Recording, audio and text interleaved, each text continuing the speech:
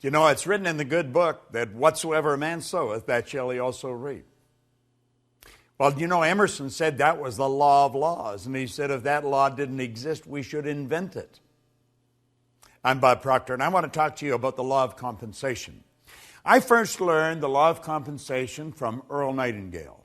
Earl Nightingale explained it probably better than anywhere I've ever read it. Now, I've read Emerson's essay on compensation, and we, of course, have the law of compensation here in this Working with the Law series. But the law of compensation is a law that we must understand. And we must understand it if we're going to apply it. And when we do apply it, we're going to find that the universe is very friendly towards us. The law of compensation is based on 3 steps. The amount of money or good you receive is going to be in direct ratio to the need for what you do, your ability to do it, and the difficulty there is in replacing you. I want you to think about that for a moment. The amount of money or the good you receive in life is going to be based on just 3 points. The need for what you do, your ability to do it, and the difficulty there will be in replacing you. You see, I quickly learned that there is a phenomenal need for what we do in our business. People are confused. People do not understand the laws. People are watching to what's going on in the world. We're dealing in a very fast-changing world. The world's not getting bigger, the world's getting smaller. We're dealing in a world market today. You're only just a touch of a button away from anywhere in the world. We can look and watch what's going on the opposite side of the world on a television set that's strapped to our wrist the size of a watch. Hit a button today and we send a message to 1 million people all at once, and they get it wherever they are with email. Think of how the world has changed.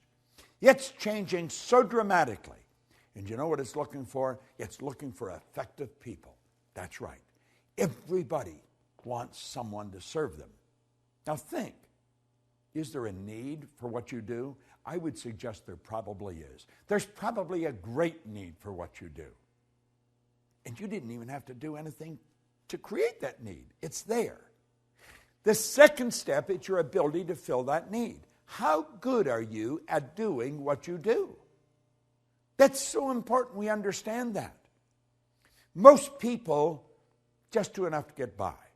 It's been often said that most people work just diligently enough so they don't get fired, and the company pays them just enough so they won't quit. It doesn't work. It doesn't work. It's in violation of the law of compensation. See, the second step, your ability to do it, is going to take care of the third step if you do the second step right. The difficulty there is in replacing you. When you become so effective at what you do, you're very difficult to replace. That's when your stock goes up. You will find that there will be people waiting in the wings to hire you, to pay you to go and work for them. When you perform your task to the very best of your ability, or when you are through your work and you do it well, you infallibly bring out the best there is in you. Now, you see, I learned a long time ago that if I make up my mind, I'm going to learn how to communicate this more effectively all the time, then my income is going to keep going up. My customers are going to keep coming. Now, we have people come to us from all over the world. That is not an accident. That is by design, and it's by law. Now, you might ask where you live. I live in Toronto, in Canada. Now, my office is in Phoenix, but I have other offices around the world, and I work with people all over the world. But how did you and I come together? I'm going to suggest that you and I came together because I made a decision many years ago that I was never going to stop attempting to improve the service I render. And hopefully, I would attract people like you into my life because I was giving the very best I've got and always trying to do it better. See, every day I study. I study every day. Now, I've been doing this since 1961. Prior to 1961, I never studied. Never did anything. I just tried to get by. And, of course, I didn't do very well. I was earning just a little bit of money, and I was in debt over my head. And I had a difficult time finding work. Today, I don't have a difficult time finding work. I have a difficult time hiding from it periodically, but we work all over the world. Why? Well, 3 steps, law of compensation. The need for what you do, your ability to do it, and the difficulty there is in replacing you. Now, if you make up your mind that, and understand that you have infinite potential, no one knows what you're capable of doing. The most erudite scientist alive will not even guess at what you're capable of doing. As far as energy is concerned, we've studied this many ways. You've got about 11 million kilowatt hours per pound potential energy locked up in the electrons in the atoms of your body. Your brain is an electronic switching station that boggles the mind of the wisest. Your central nervous system is the most phenomenal electrical system in the entire universe. It would make a supercomputer look like a toy. Do you know that the blood circulates through hundreds of miles of passageway every 33 seconds, just like that? It carries all the food in, all the garbage out in one sweeping change. Have you ever stopped and thought about the power that you represent? You've got all these mental faculties. You can tap into an infinite source of supply. Listen, when we talk about you, we're talking about something that is awesome. The highest form of creation on the planet. That's what you and I are. Now, are we using it? Well, for many years I didn't. My whole idea was just get by. But then I started to study this material, and it started to make sense. And I thought, I'm going to change. I'm going to change how I'm living.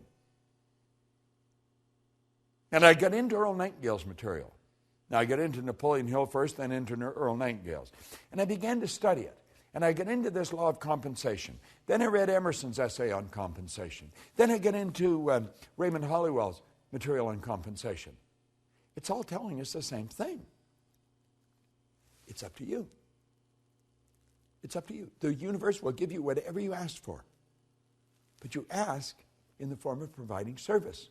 You see, you get back exactly what you put out. You put a lot out, you get a lot back. We are raised with the misconception that you go to work to earn money. You don't go to work to earn money. Working is the very worst way to earn money. We have a company called the Chairman's Club.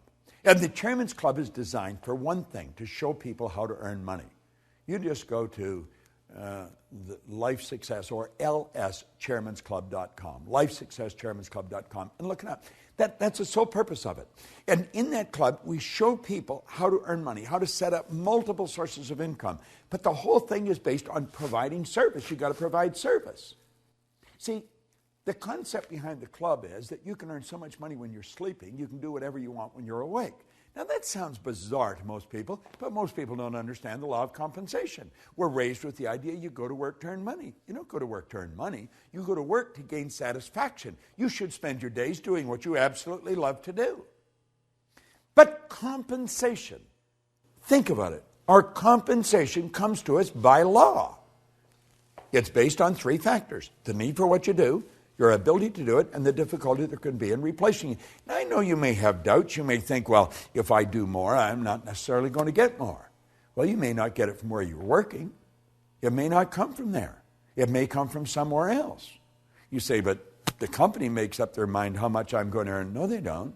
You don't get your pay from the company. You get your pay through the company. Your pay comes from an infinite source of supply.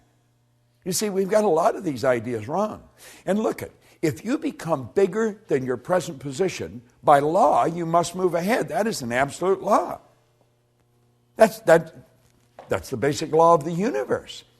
When something becomes bigger than the position that it's in, it moves on to the next space. And if your company is not going to give you more, there's going to be a dozen companies waiting in the wings for you to come along and help.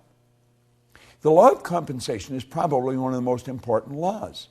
I would suggest that as you turn this set off and you stop watching this particular video, ask yourself, how good am I at what I'm doing? Could I get better at it? Could I get a lot better at it? How can I get better at it? Understand this. You've got the potential.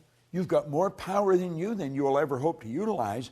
Are you applying it? Who does a better job at what you do than you do? Are you studying those people? Study their lives. Find out what they do. Do what they do. Read the books they read. The more you study this material, the better you're going to get at what you do. But always remember, The law of compensation is based on 3 points: the need for what you do, your ability to do it, and the difficulty there is in replacing you.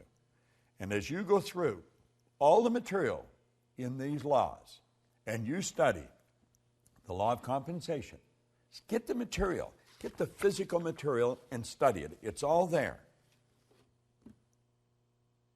You're going to find that all the way through all this material, those 3 steps keep coming up.